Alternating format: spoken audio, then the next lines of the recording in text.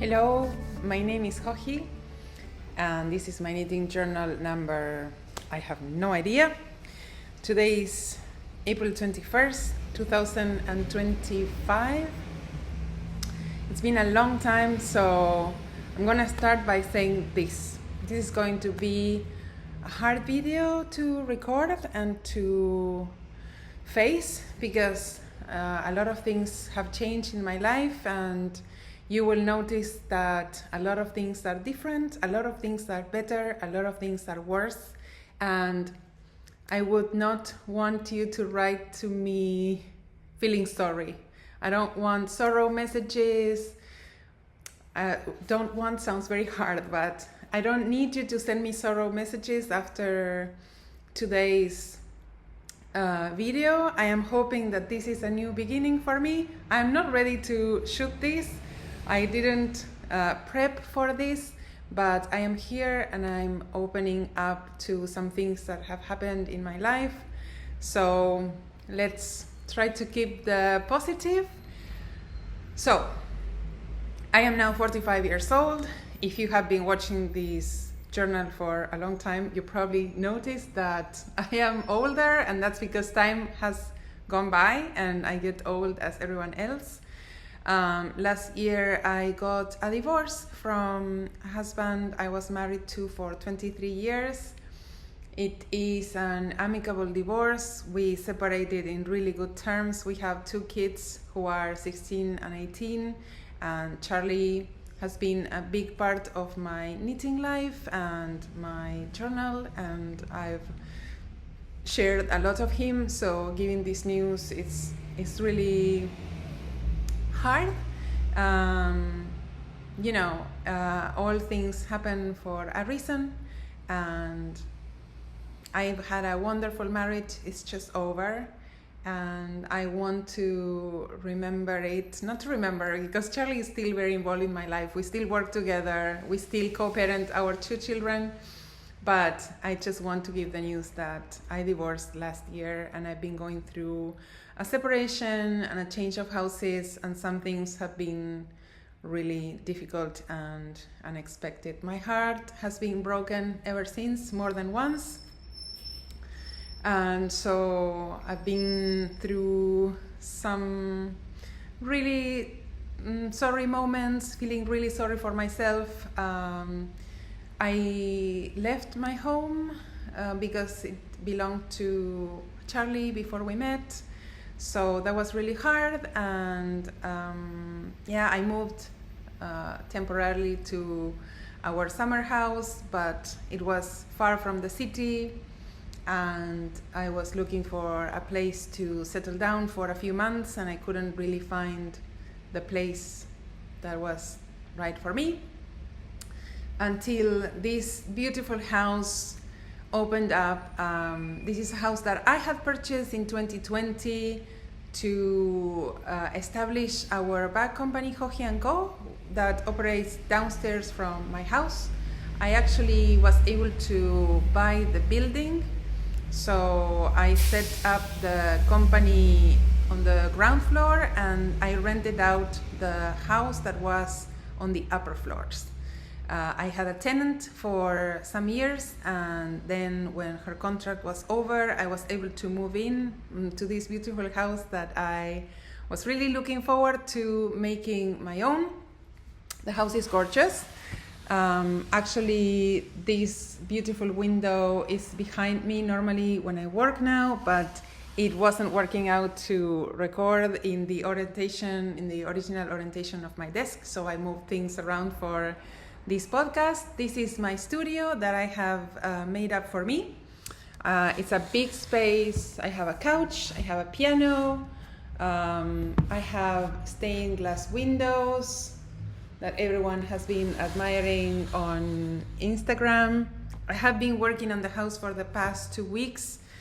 It was in really bad conditions, and it still is in really bad condition. This is a historical house. It's from the late 1880s.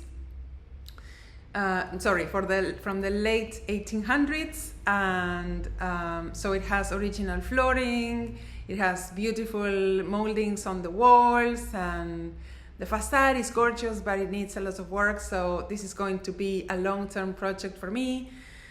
And to be honest, I hadn't been really able to focus on any knitting until I was able to settle down in this house. I recently came back from a backpacking trip. I arrived last night, and for the first time, I felt I was coming home. In a long time, I was coming to a place that had a space for me to knit. It was coming to a place where I could be calm, I could be quiet, and I could start to build myself the way I want to be again. Lots of things changed. I don't know if you noticed that I have curly hair now. I didn't know I had curly hair. I kept brushing my hair after showering and thinking, oh my God, my hair is so frizzy, and then I just let it be, and it turns out that I have curls. This transformation came with a lot of other transformations in my life, so I just find it really funny that on top of everything that changed, I now have curly hair. So that was an update on my life. Things are okay, guys. My 2 kids live around the corner with Charlie. It was important for me to stay close by because Charlie and I have a good relationship, and it's important that our kids are not misplaced. They don't lose their routines. They don't lose their place in the world. So I really wanted to be as close as possible. So they are around the corner. We share the custody on the dog as well. So there's a lot of bad things or sad things, but there are a lot of positive things to be grateful for in my life. So I am choosing to do that today. Being here and opening up is a big step, because then once I do this, I can move on and I can start talking about knitting, but having stated what's going on in my life and not having to answer questions that you might have. So, shall we talk a little bit about knitting? I don't have a lot to talk about today, but I also have to work. I have to make patterns, I have to knit, I have to sell bags, so I have to really get back to what makes me happy and what feeds my family. So yeah, I'm here to show you my knitting. So first of all, I am wearing today a coat that was part of an old interpretations book. It's Interpretations Volume 5, Interpretations Volume 5. It was shot in 2017, and this is called the Rugged Coat. And it's a cabled coat, drop shoulder, oversized, and it's perfect to be cozy at home. This is Madeline-Tosh. I think it was worsted or DK weight. I love it. One thing about this home is that it's still kind of old. It doesn't have central heating, so I'm working on heating it up. So I'm all in for these cozy coats to be wearing around the house. So this is an old pattern of mine that I'm wearing today, and I will show you today's featured pattern, which came out last week, right after my 45th birthday, and it's called the Sailoress top. So here it is. Oops, Perry. Perry is being a guardian. She likes our new house. I think we have never lived close to the street. You probably heard the buses going around. That's gonna be a feature of my journal. I cannot do anything about that noise, so it's gonna be part of my soundtrack. The Sailoress top is a sleeveless summer top. It's worked with a summer yarn called Linae by Natisea. And this yarn is a DK weight linen cotton blend. It smells really nice. And I did some faux cables. These are not actual cables. These are made working increases and decreases. And it has these slanted or staggered cable details on the front and on the back. My patterns now come in 10 sizes. I number them from 1 to 10, but they are not similar to US sizes 1 to 10. They are just names. So these patterns are to fit bust measurements 30 inches to 60 inches. So they are 10 different sizes. And there's a link to the pattern if you want to get a new top ready for the summer. This is called the Sailoress top, and it's worked from the top down seamlessly, and it works really fast because it's a DK weight yarn. Here I have 2 finished projects that are ready to publish, and I hope to publish in the next weeks. I have been knitting, I just haven't been able to photograph anything because I haven't been feeling so photogenic, but I will work on it. And if I can't work on it, I will shoot them on this mannequin that is not very photogenic either, but I will try to work on getting those photos done. I will tell you about these 2 when they are ready. And I actually have 3 more finished projects to show you. This is a summer top that is also almost ready to publish, working Farmer Daughter's fibers. This is another top almost ready to publish, working Mayak yarns. I will tell you all about them once I photograph them. And this is an Icelandic inspired sweater worked in Moondrake yarn. So all of these have actually been on my needles during this time. I just haven't had the power to finalize the pattern writing and get them out to you. But they are coming, and I promise to tell you more when they come. I don't want to make this video too long because I want to be able to do this more often and bring you maybe knitting content more often. If I get too tired, then I probably won't. I'm just going to show you what I am working now, which is basically just one project. So it's on the needles. I obviously didn't finish the row before showing you. This is, let me see what's the best way to show you. Probably this. Okay, this is the front, like this. This is the back, and I'm working on the other front over here. Probably drop some stitches, and if you know some of my patterns, you probably can recognize the Elton stripes, this see-through striping that is characteristic of my Elton patterns. I've made different versions of Elton. This is going to be a t-shirt, and it's going to be a v-neck, which I haven't yet done the v-neck modification. I did the crew neck cardigan, I did the crew neck pullover called Elton and Elton pullover. Then I did Milton, which is another cardigan with the same striping, but it had like a shawl collar plackets and more like a satin sleeve detail. So a more tailored kind of project, not so drop shoulder basic like Elton. And this is going to be drop shoulder again. It has the short row shaping for the shoulders, and it has a v-neck.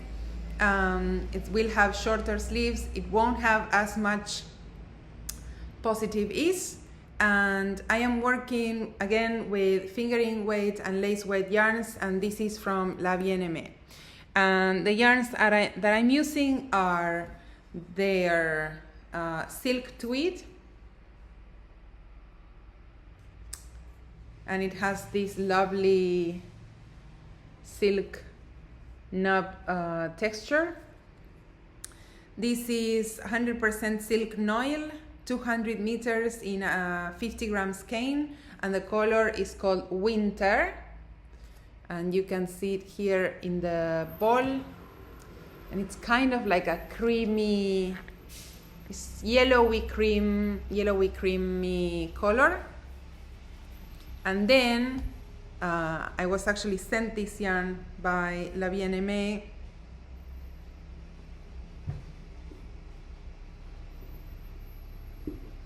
And this color is called Winter. So they sent two options. They sent the blank, but I chose to pair it with the winter because I felt I didn't want it to be so striking, so white. You can see the difference between the winter and the blanc. So this is what the soye the color of the soye is winter, yeah. And this is blanc, sorry. No, sorry. And this is a 1. This is a 1. The soye color is a 1, like oatmeal. And I think I like this better. It looks like more creamy, not so flashy white as the blanc. So that is one of my works in progress. And then I have countless socks, of course. I have started many socks in the course of my trips. These were started for Nano. I finished one. This is a regular ribbed, like a basic ribbed sock, 3x1 ribbing, 1x1 on the cuff. I work my socks from the top down, and I have started the second one. And I don't think I have the tag for this yarn, but this was some yarn that my friend Hanna gave me from Finland. This is Ara yarn sock, and I don't remember what the colorway name is, but I'm sure Nano will enjoy it. So speaking of Nano is my eldest, and he is 18 years old. He graduated from high school last December. In Argentina, the school year goes from February, March to December. And he applied to go to university in the States last year. He sent all his applications, and he was admitted this last February into University of Chicago. He did an early decision application, which means that if he is accepted by the university, he is bound to go there. So it shows the university that he has a real interest in going to this school, and he was admitted, and he's really excited. So that's going to come up for him around September. He's moving in September to the States, to Chicago. We are really excited about his change of life. Of course, having a kid, leaving the country and moving to a different one is a shock. And on top of all the things that have been changing in my life, I have to go through that. But I am really excited for my son. I'm really happy for him to be able to fulfill his dreams. He's gonna study science, molecular cellular biology, and he's a very smart kid, guys. I shouldn't say so, I'm his mother, but he's pretty bright. So I'm hopeful that he will have a lovely time during his university years in Chicago. So I am actually, I'm thinking of teaching there. I have been talking to Gabby from BK Live to see if we can organize something regular in Chicago so that I can actually travel, visit my kid, and work and get paid to do so in the meantime, which would be fantastic. But even if I don't find any work, of course, I will be going a lot to Chicago. So I'm looking forward to meeting more Chicago knitters, and maybe meeting some knitting groups and spending some time there, because I am looking forward to spending some quality time with my boy in the States. So these are my two projects, and this will be my traveling projects, because I am actually going on a trip this Thursday. I am going on a teaching trip. It is a knitting cruise organized by Knitopia, and this is Melissa Lipman. And the cruise is in the Danube, so it sails from Germany through Austria, Slovakia, and Hungary, and it ends in Budapest. So I am taking that trip it takes a week, but I'm leaving a day earlier to go to Munich and meet Vera there, and then we're taking the train to Vilshofen, and then I'm staying another couple of nights and then coming home to work. So, but that is work. I will focus on bringing some work, bringing some writing to do, bringing some knitting to do, and yeah.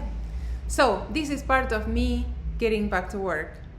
Please support me, and please tell me you like hearing my news and that you are hopeful for my future.